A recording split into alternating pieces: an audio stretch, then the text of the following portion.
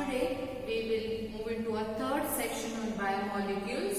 So in the previous sessions we have discussed about biomicromolecules such as amino acids as well as lipids and the nucleotides. Okay, so in today's session we will discuss about the primary as well as the secondary metabolites. So what are these primary and secondary metabolites? So in the living organism, so there is a presence of certain substances. As you all know that there is a presence of certain biomolecules such as we have proteins, carbohydrates as well as some of the lipids, all those biomolecules which are found in our body, and those are known to be primary metabolites. Okay, so the substances which are found in the living organisms and they are known to be the primary metabolites. So they are simply proteins, carbohydrates, nucleic acids, all those comes under the primary metabolites. They are having function in our body itself. See, for example, if I consider amino acids, where amino acids will combine together to form a protein, everything takes place in the body itself.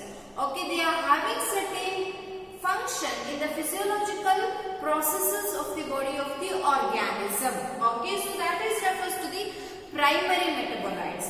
Now, some of the substances which are secreted by, especially in the plant body. Okay, some substances which are secreted in the plant body and they themselves are not having any functions to do these substances. For example, there is a production of gums. In the trees you might have observed there is a production of gums.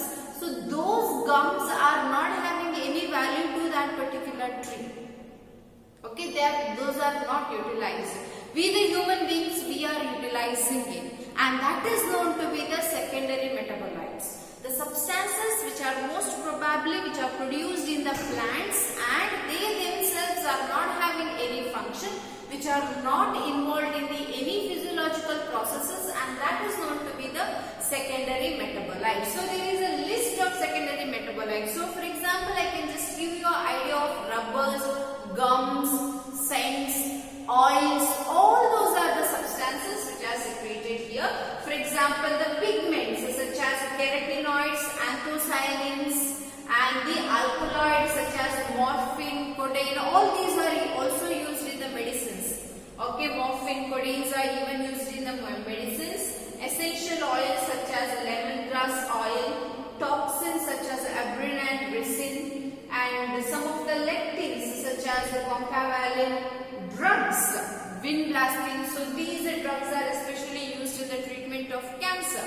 Vinblastine, curcumin, and some of the polymeric substances such as rubber, gums, cellulose. Other than these, there is also presence of scents. Okay, all these are the substances. They are known as a secondary metabolites. Normally, example-based questions can be asked in this topic.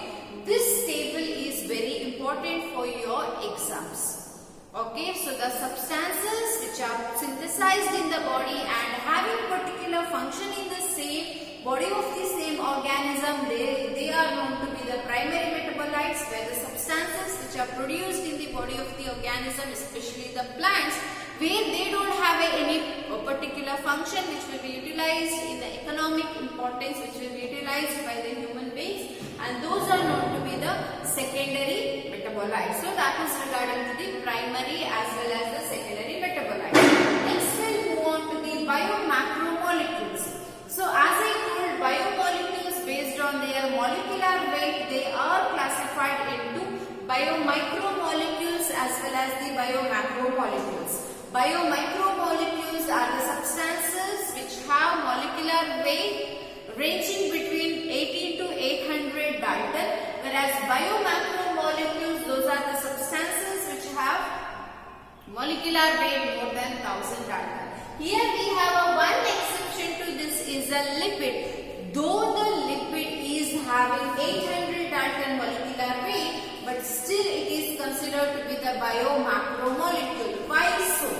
Now, the acid soluble pool especially represents there is a presence of biomacromolecule. Acid soluble pool, it is mainly consisting of cytoplasmic contents. Acid insoluble pool mainly consists of cytoplasm as well as the organelles, which is an insoluble pool which will also consist of cytoplasm as well as the organelle, where these lipids which are found in the acid insoluble pool. These lipids are specially found in the acid insoluble pool. That is why they are known to be the biomacromolecules. So in the separation, in the process of analysis, chemical analysis, as you know that when we do a chemical analysis, after the filtration we will get two fractions. One is a liquid fraction, that is known to be the acid soluble fraction, which is mainly consisting of components which are from the cytoplasm, and another one is the solid fraction, which is mainly known as the acid insoluble pool, and which is mainly consisting of components of these particular organelle as well as the cytoplasm. As you know, the lipid which is mainly acting as a membrane component. So here what happens is which are found in the acid insoluble fraction. Now, except the lipid, all the others, see there are mainly 4 substances which are found in the acid insoluble pool, which mainly includes proteins, nucleic acids as well as the polysaccharides. Okay, proteins, nucleic acids, polysaccharides. These are having a molecular weight which is more than the 10,000 Dalton. Okay, they have molecular weight more than a 10,000 Dalton except lipid. All these are found in acid insoluble pool. Okay, so that is regarding to the biomacromolecules. Now, when we look into the composition of a cell, what is the total composition of a cell? So here, each and every cell consisting of around 70 to 90% of water. There are about 70 to 90% of water and around 10 to 15% of proteins. 70 to 90% water, 10 to 15% protein. There are about 5 to 7% nucleic acids. 5 to 7% nucleic acid, 3% carbohydrate, 2% lipids and 1% remaining ions. Each and every cell consisting of maximum of water. There are about 70 to 90% of water, 10 to 15% of proteins, 5 to 7% of nucleic acids, 3% of carbohydrate as well as the 2% of lipid and 1% of ion. So that is regarding to the composition of a cell. Okay, so this is regarding to primary and secondary metabolites as well as the biomacromolecules. Okay, so in the next topic we will study about the proteins. Okay, so next is about the proteins. So now we will study about the biomacromolecules. As you know that amino acid is a biomacromolecule. So here proteins, they are the biomacromolecules. So proteins are made up of repeated units of amino acids. Okay, proteins are made up of repeated units of amino acids. So there are about 20 different kinds of amino acids which are involved in the production of proteins. So these amino acids are classified into essential amino acid as well as the non-essential amino acids. So essential amino acids refers to amino acids which are not synthesized in our body, so that is why we need to take it through diet. Okay, non-essential amino acids which are synthesized by the body, so what happens, need not to be taken through diet. So there are 10 essential amino acids and 10 non-essential amino acids. For your theory point of view, these names are not important, but still for your knowledge, essential amino acids include tryptophan, valine, methionine, leucine, isoleucine, lysine, phenylalanine, arginine, threonine as tryptophan, valine, methionine, isoleucine, leucine, lysine, as well as phenylalanine, arginine, threonine, as well as the histidine. They are the essential amino acids, whereas non-essential amino acid includes alanine, cysteine, proline, serine, glutamate, glutamic acid, aspartate, aspartic acid, glycine, as well as the tyrosine. So these are the non-essential amino acids. So now here we have dietary proteins. What do you mean by dietary proteins? Dietary proteins are the proteins which are rich in essential amino acids. The proteins which are rich in essential amino acids are known to be the dietary proteins. Now, protein is always a heteropolymer. Okay, protein is always a heteropolymer, not a homopolymer. What do you mean by a homopolymer as well as a heteropolymer? Homopolymer refers to it is made up of a similar type of amino acid. Okay, if only alanine will many 100 or 150 alanine will combine to form one type of protein, then it is a homopolymer. There is no homopolymer. There is no formation of homopolymers. To form a protein, there should be always a heteropolymer. Different kinds of amino acids are joined to form a protein. Okay. So here, the bond which is present here, when two amino acids are joined, there should be a bond. The bond present here is nothing but a peptide bond, which is an important one-mark question. Which is a bond found in proteins? That is peptide bond. So, two amino acids are joined by a peptide bond, then it is a dipeptide. 3 amino acids are joined by a peptide bond, tripeptide. Many amino acids are joined by a peptide bond, then it is a polypeptide. Now, how this peptide bond is formed? So, here you can see this is a one amino acid and this is the another amino acid. Okay, so here you can see one amino acid and another amino acid. So here the OH group of one amino acid, okay, the OH group of one amino acid combines with the H group of another amino acid, not H2, H. OH group of one amino acid combines with the H group of another amino acid. By the process of dehydration, water will be released. By the process of dehydration and condensation, bond is formed. So here you can see CONH. Okay, so by the process of condensation, bond is formed and that is known to be the peptide bond. Okay, when OH group of one amino acid combines with the H group of another amino acid, by the dehydration and condensation, there is a formation of a bond that is known to be the peptide bond. So one example is given here. So here, the first amino acid is known to be the N-terminal amino acid. So this is the first amino acid. And the last amino acid is known to be the C-terminal amino acid. First amino acid is the N-terminal. Last amino acid is the C-terminal. So here I have given an example where it is a combination of serine, cysteine, tyrosine, glutamic acid. Serine, cysteine, tyrosine as well as a glutamic acid, all these are combined. Okay, and forms the polypeptide. So these many polypeptides will undergo coiling and decoiling, that I will explain in the structure of protein. Okay, so in the protein structure, there is a formation of a peptide bond. How this peptide bond is formed? The OH group of one amino acid combines with the H group of amino acid.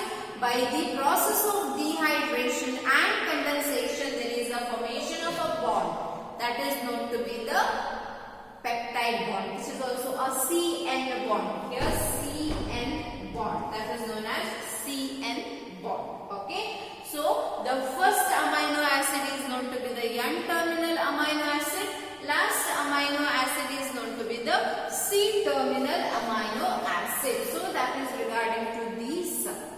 bond.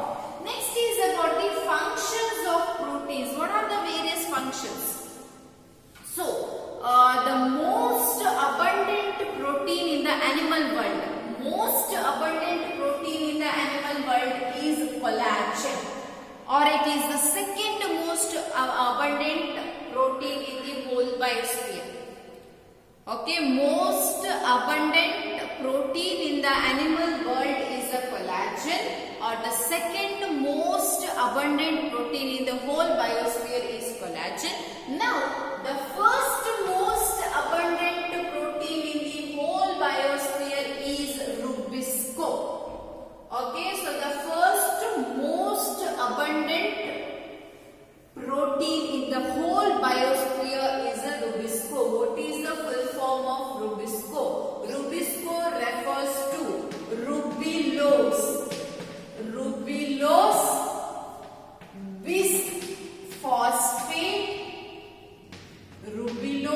bisphosphate, carboxylase oxygenase. Rubulose bisphosphate carboxylase oxygenase is the full form of rubisco. Okay, so that is the most abundant protein in the whole biosphere. Now, as I told, collagen is the most abundant protein in the animal world. That is why they are mainly acting as an intercellular ground substances in between the cells. The intercellular ground substances is nothing but a collagen. In our body, major protein what we have is nothing but a collagen. Next, some of the enzymes are chemically proteins. For example, trypsin. Some of the enzymes are chemically proteins. So, whatever the function is performed by an enzyme will be a function by a protein. All the enzymes are proteins, but all proteins are not enzymes. All the enzymes are protein. They are chemically protein, but not all proteins are enzymes. So, the function which will be performed by an enzyme is nothing but a function of a protein. Now, the hormones. Most of the hormones are protein in nature. For example, insulin, which will regulate the blood sugar level. So, insulin is also a protein hormone. So, the function which will be done by a insulin is nothing but a function performed by a protein. Next, antibodies are also protein in nature. Okay, antibodies are protein in nature. What is the function of antibodies? They fight against the infections. Antibodies, they mainly fight against the infection. So, the function which will be done by it is nothing but a function performed by a protein. Next, receptors. Sensory receptors for smell, taste, all those there is a presence of proteins. Okay, they also act as a receptors. And there is an example such as a GLUT4. Okay, GLUT4, which is mainly acting as a transport protein. GLUT4 is acting as a transport protein, so that mainly helps in the transport of glucose to the cell. Okay, transport of glucose to a cell is mainly performed by a protein known as a GLUT4. Okay, so GLUT4 is also a protein. Next, other than this, there is a muscle contraction. In the muscle contraction, we have proteins such as actin and myosin. Okay, we have proteins such as actin as well as a myosin. So, the contraction can be done by the proteins. Transport of substances, even in the case of hemoglobin, myoglobin, they are also proteins. The hemoglobin and the myoglobin, they are also proteins. They help in the transport of oxygen towards in the blood as well as in the muscles. Okay, so that is the hemoglobin and the myoglobin. And structure.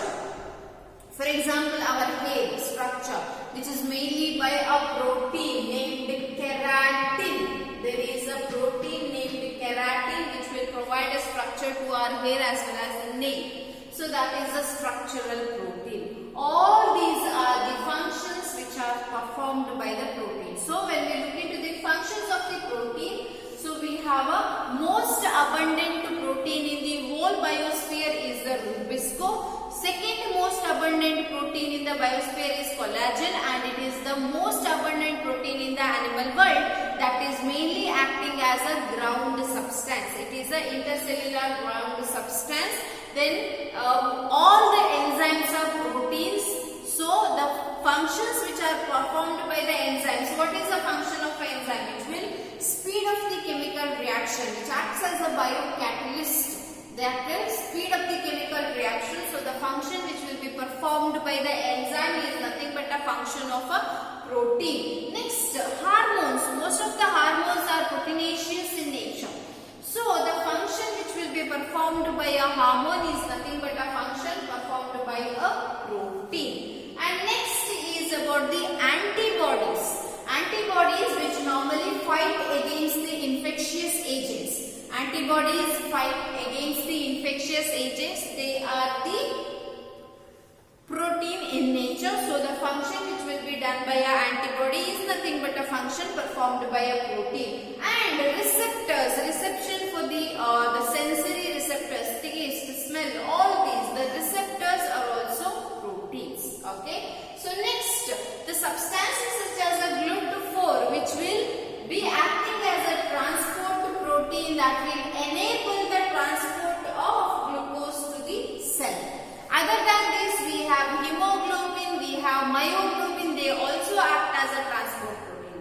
And we also have the contractile proteins such as actin and myosin, they are acting as a contractile protein. And the structure which will be provided by the keratin to the hair and nail, so they are acting as a structural protein. So that is regarding to the functions of the protein. So protein, they are always a heteropolymers. They are made up of repeated units of the amino acids. They are heteropolymers. They are made up of different types of amino acids. So here the amino acids are joined by a bond known as a peptide bond. Okay, so the OH of the one amino acid combines with the H of another amino acid and forms a water. By the process of dehydration and condensation, there is a formation of peptide bond. So the first amino acid is known to be the N-terminal amino acid. Last amino acid is known to be the C-terminal amino acid. Okay, so there are dietary proteins. Dietary proteins refers to the proteins which are mainly consisting of essential amino acids, where amino acids are classified into essential amino acids as well as the non-essential amino acids. Whereas essential amino acids are the amino acids which are not synthesized in the body, that is why that has to be taken through food. Non-essential amino acids which are synthesized by the body, so need not to be taken through food. So there are total 20 amino acids, where 10 are essential amino acids and the other 10 are non-essential amino acids.